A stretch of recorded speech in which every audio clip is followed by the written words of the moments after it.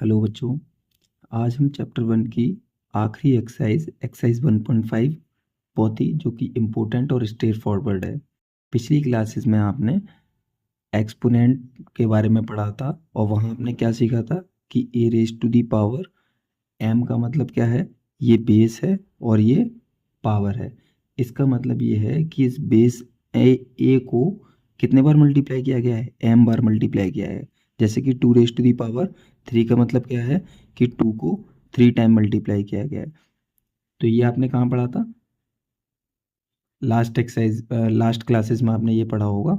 और कुछ basic laws भी जाने थे, लेकिन इस एक्सरसाइज में हम उन्हीं लॉज को रियल नंबर्स तक एक्सटेंड करेंगे।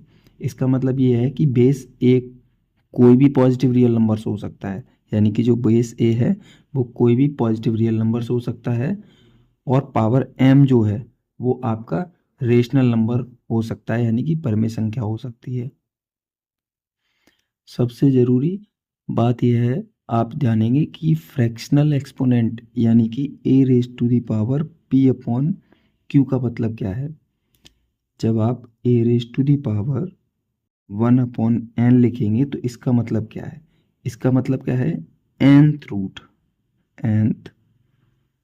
रूट ऑफ ए। इसका मतलब क्या है, ये nth रूट है ए का।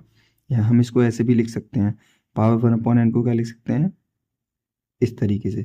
मैंने आपको लास्ट वीडियो में बताया था कि अगर हम रूट स्क्वायर रूट 3 लिखा है तो हम इसको 3 raise to the power 1 upon n लिख सकते हैं।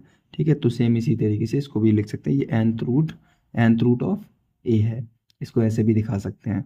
और समझ लेते हैं इसके एक एग्जाम्पल से, जैसे 8 raise to the power 1 upon 3 का मतलब क्या है, क्यूब रूट ऑफ ए। इसको हम क्या बोलते हैं, ये क्यूब रूट ऑफ 8। और इसको हम क्या लिख सकते हैं इस तरीके से, 2 इंटू 2 इंटू 2। इसका मतलब ये है कि यहाँ पर कितने, तीन तीन का पेयर बनेगा। ये क्यूब रूट बता दें कि 3 का पेयर बनेगा, 2 बना होगा तो स्क्वायर रूट है, इसका मतलब 2 के पेयर बनेंगे। तो यहाँ से कितना बार आ जाएगा, 2। और जब एक्सपोनेंट क्या हो, पी बाई क्यू हो, जैसे a raise to the power p by q, तो हम इसको क्या लिख सकते हैं, इसको लिख सकते हैं q root whole raise to the power p. इसका मतलब क्या है, इसका मतलब है कि ए का पहले क्यू बार रूट निकालो और उसकी पावर पी कर दो। क्योंकि हम इसको क्या लिख सकते हैं, ए 1 अपॉन क्यू इंटू पी लिख सकते हैं। तो देखो इसको हम क्या लिखेंगे, इसको लिखेंगे क्यू रूट ए। ये मल्टीप्लाई में नहीं है क्यू, ठीक है। और यहाँ देखो पावर मल्टीप्लाई में हो रहा है तो ये यहाँ जाएगा, तो इसको ऐसे लिख सकते हैं। इस एक्सरसाइज को सॉल्व करने के लिए आपको बेसिक लॉज याद रखने होंगे जो अब रियल नंबर्स के लिए भी वैलिड है। जैसे कि फर्स्ट लॉ है आपका, a raise to the power m into a raise to the power n. इसका मतलब ये अगर बेस सेम होगा तो पावर क्या हो जाएंगी आपस में ऐड, तो a raise to the power m plus n लिख सकते हैं। ये फर्स्ट लॉ ऑफ एक्सपोनेंट है। सेकंड लॉ क्या होगा आपका, सेकंड लॉ होगा a raise to the power m upon a raise to the power n. अगर हम मतलब a raise to the power m को a raise to the power n से डिवाइड करते हैं तो a raise to the power m minus N लिख सकते हैं। थर्ड लॉ क्या है आपका, a raise to the power m whole raise to the power n, तो इसको क्या लिखेंगे, a raise to the power m into n. मतलब पावर्स का आपस में मल्टीप्लाई हो जाएगा, डिवाइड में ये सब्ट्रैक्ट होंगे और मल्टीप्लाई में ये ऐड होंगे। ऐसे ही फोर्थ लॉ क्या है आपका, फोर्थ लॉ है a raise to the power m into b raise to the power m. मतलब अब बेस अलग अलग है, पावर सेम है, तो हम इसको कैसे लिख सकते हैं, a into b whole raise to the power m. इनका भी एक एक एग्जाम्पल देख लेते हैं। जैसे लिखा है 2 raise to the power 3 into 2 raise to the power 4, तो इसको लिखेंगे 2 raise to the power 3 plus 4 equal to 2 raise to the power 7। और अगर ये लिखा हुआ है 3 raise to the power 7 upon 3 raise to the power 2, देखो बेस सेम है और पावर क्या है अलग अलग, डिवाइड हो रहा है तो पावर क्या हो जाएंगी subtract. 7 minus 2 is equal to 3 raise to the power 5 answer.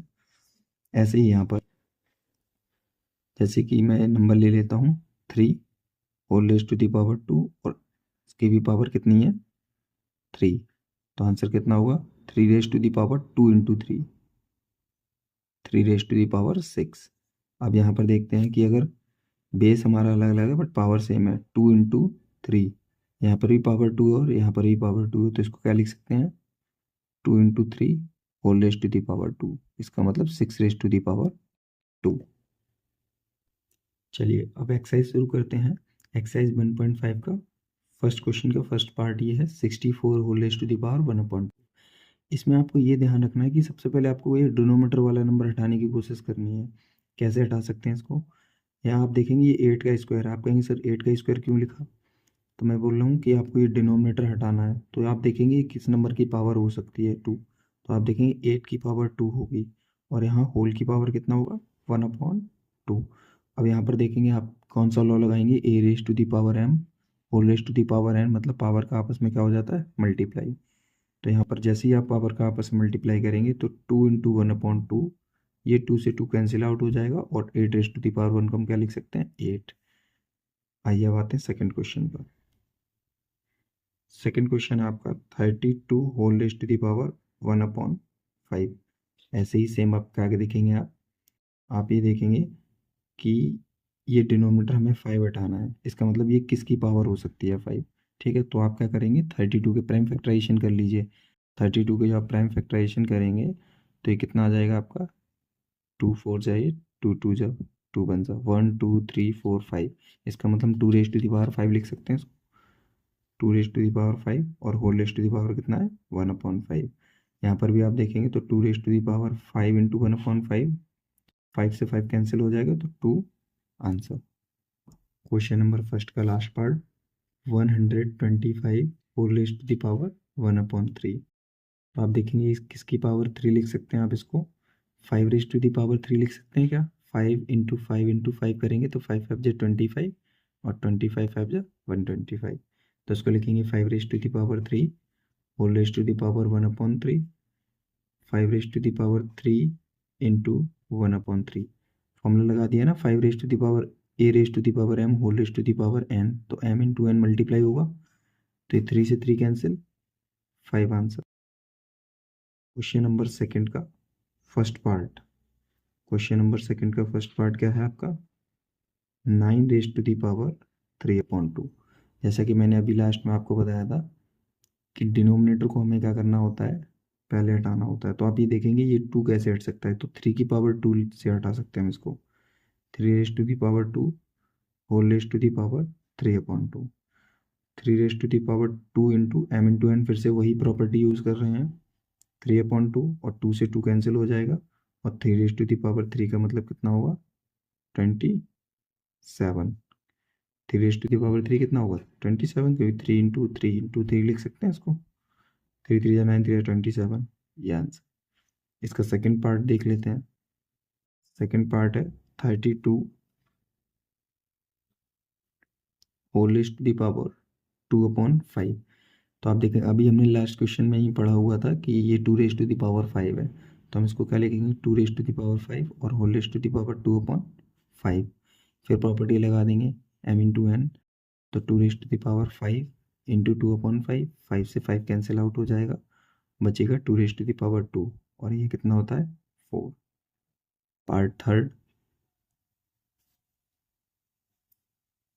Third part है आपका 16 whole raise to the power 3/4। अब आप देखेंगे 16 को हम 2 की पावर 4 लिख सकते हैं। आप कैसे निकालेंगे, प्राइम फैक्टराइजेशन करके, ठीक है, 2 raise to the power 4 whole raise to the power 3/4, तो इसको लिखेंगे 2 raise to the power 4 into 3/4, क्यों, फिर से मल्टीप्लाई करेंगे, ठीक है। 16 को हमने लिखा 2 रेज टू द पावर 4, अगर 2 को 4 बार मल्टीप्लाई करेंगे तो 16 आएगा, और 3 रेज टू दी पावर 4 ये था, दोनों का आपस में मल्टीप्लाई करेंगे, ये cancel, 2 raise to the power 3 कितना होगा, 8, मतलब 2 को 3 बार मल्टीप्लाई करेंगे तो कितना आएगा, 8। अब आते हैं क्वेश्चन नंबर सेकंड का last part. Question number second का जो लास्ट पार्ट है वो क्या है आपका, 125 whole raise to the power minus का 1/3। इसको भी सेम वैसे ही सोल्व करेंगे। इसको क्या लिख सकते हैं, 5 रेज टू दी पावर 3 और whole raise to the power minus का 1/3। मल्टीप्लाई करेंगे तो 5⁻³ इंटू माइनस का 1/3, 3 से 3 कैंसिल, यहाँ पर कितना आ जाएगा आपका 5⁻⁻1, और 5⁻⁻1 को हम क्या लिख सकते हैं 1/5। अच्छा 5⁻⁻1 को 1/5 कैसे लिख दिया, तो आपने देखा होगा, मैं एक सिंपल एग्जांपल से समझा देता हूँ। जैसे आपको पता है कि 2⁻³ कितना होता है 8, ठीक है। अगर मैं एक पावर कम करता हूँ यहाँ से, और 2⁻² की वैल्यू कितनी हो जाती है 4, तो आप देखेंगे पावर एक कम करने पर वैल्यू आधी हो जा रही है, आधी हो रही है। देखो 4 का 8 का आधा कितना होगा 4, ठीक है, पावर एक कम कर रहे हैं। ऐसे यहाँ पर एक और पावर कम करेंगे तो कितना हो जाएगा 2⁻1, और इसकी वैल्यू देखो फिर आधी हो जाएगी, यानी कि 4 का हाफ कितना होगा 2। तो आप देखेंगे 2⁻1 को 2 लिख सकते हैं। ऐसे जब आप एक और पावर कम करेंगे तो कितना आएगा 2⁻0, और इसकी वैल्यू कितनी हो जाएगी 2 का हाफ करेंगे 1, ठीक है। इसीलिए 2⁻0 को भी हम क्या लिख सकते हैं 1। अगर आप यहाँ से फिर 1 पावर माइनस करेंगे तो कितना आएगा 0 - 1 कितना होगा -1, एक पावर और कम कर दी, तो आप बताओ 1 का हाफ कितना होगा 1/2। इसीलिए हम 2⁻1 को 1/2 लिख सकते हैं। ठीक सेम इसी तरीके से 5⁻1 को 1/5 लिख सकते हैं। अब आते हैं क्वेश्चन नंबर 3, इसका फर्स्ट पार्ट। तो आप देखेंगे बेस सेम है और पावर अलग अलग है। तो बेस सेम है तो पावर क्या हो जाएंगे आपस में ऐड, 2/3 प्लस 1/5। ये पावर की ही फॉर्म में दिखना चाहिए, ऐसा नहीं कि फ्रैक्शन की फॉर्म में लिख दे रहे हैं आप, ठीक है। तो 2⁻, यहाँ पर दोनों का एलसीएम लेंगे तो कितना आएगा 3 और 5 का 15, 3 से डिवाइड करेंगे 5, 5 2 जा 10, प्लस 5 से डिवाइड करेंगे 3, 3 का मल्टीप्लाई करेंगे 3। फ्रैक्शन तो सभी को आता होगा ना, तो 2⁻, कितना है 13/15, यही आपका आंसर। अब आते हैं सेकंड पार्ट पर। सेकंड पार्ट में देखें आप 1/3 होल की पावर 7 है, तो इसका मतलब है कि 1 की पावर भी 7 है और 3 की पावर भी 7 है। तो कितना होगा 1/7 लिख सकते हैं इसको, अपॉन 3⁻³ और होल⁻7 लिखेंगे। तो 1 को तो कितनी बार ही मल्टीप्लाई करें 1 ही आएगा, और यहाँ पर 3 7 3 जा कितना होगा 21, तो 3⁻21, ये आंसर। अब देखिएगा दोनों को, थर्ड पार्ट में क्या है, दोनों का बेस सेम है, पावर क्या है अलग अलग है, और डिवाइड हो रहा है तो पावर क्या होगी माइनस। तो बेस सेम रहेगा 11 होल⁻² 1/2 - 1/4, 11। यहाँ पर एलसीएम कितना आएगा इसका 4, 2 से डिवाइड करेंगे 2, 2 का मल्टीप्लाई यहाँ के न्यूमरेटर में करेंगे तो 2, माइनस 4 से डिवाइड करेंगे तो यहाँ कितना आएगा आपका 1, और 1 का मल्टीप्लाई यहाँ करेंगे 1, तो हो जाएगा 11⁻1/4 answer. Last part question number 3 का क्या है, 7⁻1/2, 8⁻1/2। तो आप देखेंगे बेस अलग अलग है बट पावर सेम है, तो क्या करेंगे 7 × 8 और होल⁻1/2, 7 56 होल⁻1/2, ये आंसर।